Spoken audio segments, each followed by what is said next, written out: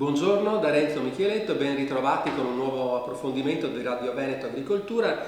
Quest'oggi parleremo del giardino vegetazionale Astego che si trova sul Grappa, sulle pendici del Grappa e precisamente nel comune di Pieve del Grappa, che è una fusione di due comuni, Crespano del Grappa e Paderno del Grappa.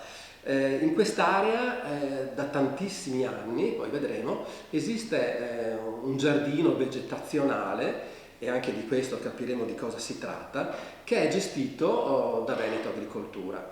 Attualmente è gestito da Veneto Agricoltura. Per parlare di questo interessantissimo luogo da visitare per grandi e piccini, infatti ci sono tantissime scolaresche che lo vanno a visitare tutti gli anni, è un luogo veramente magico che merita una giornata e quindi programmare una giornata all'aria aperta al giardino vegetazionale Astego. Per parlare di questo abbiamo invitato il collega Dario Dalla Zuanna. Grazie Dario per essere oggi qui con noi e subito ti chiedo che cos'è il giardino vegetazionale Astego, quando è nato e poi iniziamo la chiacchierata. Allora, in verità il giardino vegetazionale Astego non è nato tale. Infatti nei primi anni 20 questa struttura era un vivaio forestale, nato col Corpo Forestale dello Stato. Perché era nato? Era nato per ricostituire quel patrimonio boschivo devastato dalla Prima Guerra Mondiale. Io so che è nato con decreto Regio, quindi stiamo parlando veramente dei primi anni 20, la Prima Guerra Mondiale aveva distrutto anche non solo paesi, milioni di morti in tutta Europa, ma anche il patrimonio boschivo delle nostre montagne era stato distrutto, bisognava recuperarlo. Esattamente. Quindi il Corpo Forestale c'è iniziato quest'opera di rimboschimento, di ricostruzione boschiva e questa è proseguita negli anni con un cambio anche di gestione. Infatti il Corpo Forestale ha gestito il vivaio verso la fine degli anni 80. Nell'86 infatti... Scusa Dario, ti interrompo, vuol dire che fino agli anni 80 il vivaio serviva proprio per creare le piantine per poi mettere a dimora nei boschi. Esattamente.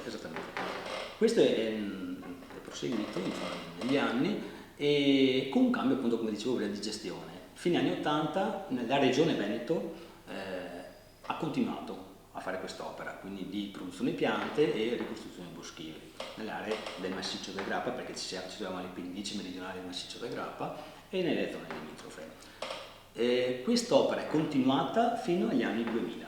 L'anno 2000 la regione ha deciso di ricollocare e ristrutturare tutto quello che comportava la produzione vivaistica delle piante, creando un unico centro a Monticchio Pricacino, che è ancora esistente, in gestione ancora di Veneto Agricoltura, e quindi queste strutture, questi vivai periferici sono andate di fatto smantellate. Da qui è nata l'idea dai precedenti colleghi, ex colleghi e anche attuali, l'idea del giardino vegetazionale Astego. Perfetto, allora stiamo parlando di circa 2 ettari di terreno. Ma e cos'è un giardino vegetazionale? Da cosa si differenzia rispetto a un giardino botanico? Certo, allora il giardino botanico di fatto è una raccolta di piante che servono appunto per poter offrire al visitatore, a chi entra, il riconoscimento di queste. Il giardino vegetazionale Astego è qualcosa di più, si sono riprodotti degli ambienti, quindi non troviamo solo delle piante da riconoscere, ma ci sono dei veri ambienti, quindi chi entra non trova questa raccolta come può trovare su un giardino botanico, ma trova veramente gli ambienti in cui le piante poi si ritrovano. Perché ricordiamo che la caratteristica principale del giardino vegetazionale Astego è proprio quella di essere posizionato in un versante alle pendici del Grappa e l'ambiente è costituito proprio da gradoni che scendono e che i primi 16 ripropongono proprio gli ambienti della pedemontana. Esattamente. Allora, quello che caratterizza questo giardino vegetazionale è appunto la struttura come è fatto. E si è sfruttato infatti l'idea iniziale di questo giardino, si è sfruttato la presenza di questi gradoni sorretti da murete a secco che già questi meriterebbero una visita per la tipologia e come sono stati costruiti, che sono di una bellezza unica. Sono sfruttati questi gradoni degradanti verso la pianura veneta e i colli asolani per creare di diversi ambienti che si possono ritrovare in una ipotetica passeggiata scendendo da una cima delle nostre montagne verso la pianura. Quindi il visitatore entra nel giardino per i primi 16 piani, come diceva lei, trova l'ambiente che può ritrovare sulla cima della montagna e nei vari piani, a destra e a sinistra, sono 16 ripiani. Iniziamo questa passeggiata. Esattamente. Allora, cosa incontriamo? Allora, partiamo dalla cima della montagna, sì, infatti, perché scendiamo verso la pianura, certo, con questi gradoni. Troviamo il giardino roccioso, quindi pareti rocciose, quindi la vegetazione, le piante che possiamo ritrovare in queste aree. Per esempio?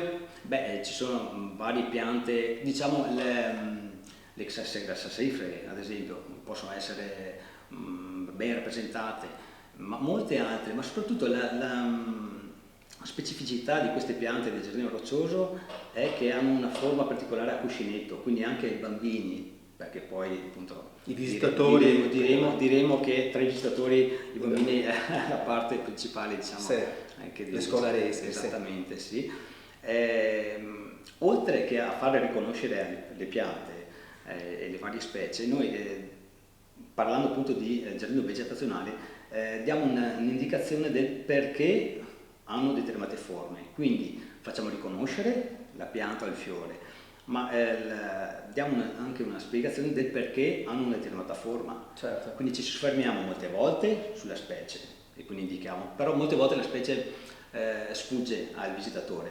Noi diamo un'indicazione anche a livello di ambiente, e quindi nel gradone indichiamo le varie specie e spieghiamo il perché sono così. Ho capito, quindi si impara vedendo. Si impara vedendo. Continuiamo la passeggiata.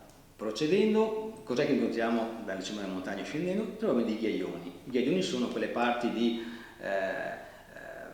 roccia appunto che con le intemperie si frantumano, scendono lungo il pendio, quindi troviamo una vegetazione su un ghiaione fresco, che è il primo. Quindi vediamo dei salici, vediamo dei pignimuli e altre specie che sono cosiddette pioniere, ossia abituate a entrare e a vivere in questi ambienti. Scusa, prima di procedere poi con la passeggiata, volevo chiedere, questo è l'ambiente, la ricostruzione dell'ambiente del Monte Grappa o di tutta la pedemontana? Allora, nello specifico era nato come massiccio del Grappa, però si possono anche, vale anche per le altre. Si possono anche trovare veramente aree di altri ambienti, certo, della pedemontana. Sì. Continuiamo la nostra passeggiata velocemente, così andiamo verso la pianura. Sì. Esattamente.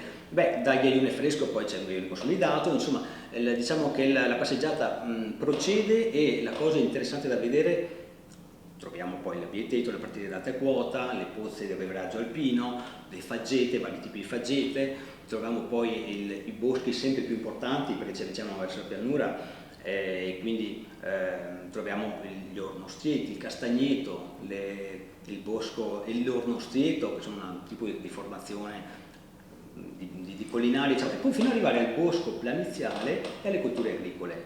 Ecco. Perfetto, quindi vuol dire che il visitatore partendo dalla cima arriva giù alla pianura e lo spazio di 2 ettari incontra tutti gli ambienti del massiccio del Monte Grappa. In realtà sono i primi 16 gradoni. Sono i primi 16 Perché poi cosa succede dal 17° gradone? Esattamente. Allora, diciamo che inizialmente il giardino vegetazionale è nato con quell'impostazione dei primi 16 gradoni, quindi con quell'idea.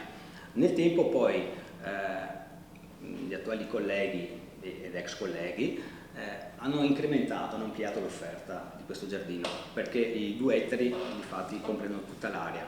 La prima parte, quindi il giardino si può dividere essenzialmente in 3 parti. La prima parte è 16 ripiani, come si diceva, di questi ambienti.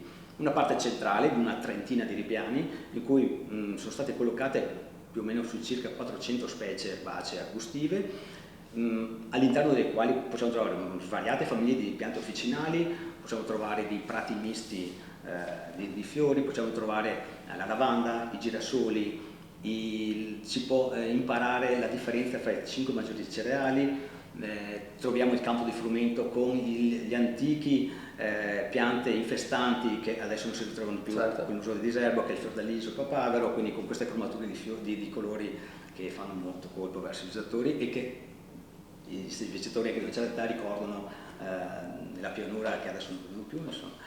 E quindi il tutto allietato dal suono melodico del torrente, che è stato ricreato in 3 ripiani. È stato ricreato un torrente di montagna che con il rumore di quest'acqua, la visione di questi fiori, di queste specie, di questi colori, rende veramente un'atmosfera unica. Benissimo. Poi concludo con l'ultima parte finale, che sono altri 10 ripiani, scendendo sempre nel giardino, 10 ripiani che corrispondono a 10 ambienti forestali diversi. Questo è il regno dei funghi, infatti qui possiamo ritrovare, in periodo adatto, i funghi per ogni ambiente forestale. A tal proposito si organizza sempre ogni anno una giornata specifica appunto per... Quindi è possibile vedere non i funghi su un bancone, ma proprio nel loro ambiente naturale. Questa è una particolarità molto importante. Dario, abbiamo concluso il tempo a nostra disposizione, però volevo ricordare ancora un paio di cose. Io ho avuto la fortuna di visitare il giardino vegetazionale Astego e devo dire che è veramente una cosa bellissima, un pomeriggio da programmare e da visitare questa cosa davvero molto particolare. E proprio per questo abbiamo anche degli orari, perché il giardino vegetazionale Astego può essere visitato dal lunedì al giovedì in mattinata dalle 8 alle 12, poi al pomeriggio dalle 13 alle 17. La stessa cosa il venerdì, però fino alle 16. Anche alla domenica, che è la giornata clou forse, no? Quindi la domenica alla mattina dalle 9 alle 12 e poi dalle 13 alle 18. Ecco, davvero merita di essere visitato perché è un ambiente del tutto particolare, ma soprattutto per come è costituito, con questi gradoni che scendono dalla cima verso la pianura riproponendo tutti gli ambienti naturali della montagna, della nostra montagna. Se posso, l'ultima cosa che è molto interessante, sono creati dei giochi per bambini, ma giochi finalizzati alla conoscenza e rispetto dell'ambiente. Quindi il tutto è finalizzato al sviluppare quei sensi che l'attuale società moderna non permette di sviluppare, quindi soprattutto con le scolaresche ha un successo. Certo, quindi anche le scolaresche, le scuole possono prenotare le visite e così via. Quindi veramente un'occasione per ammirare un ambiente naturale e anche capire come è costituito, imparare un sacco di cose. Grazie Dario per essere stato con noi oggi, arrivederci la prossima settimana.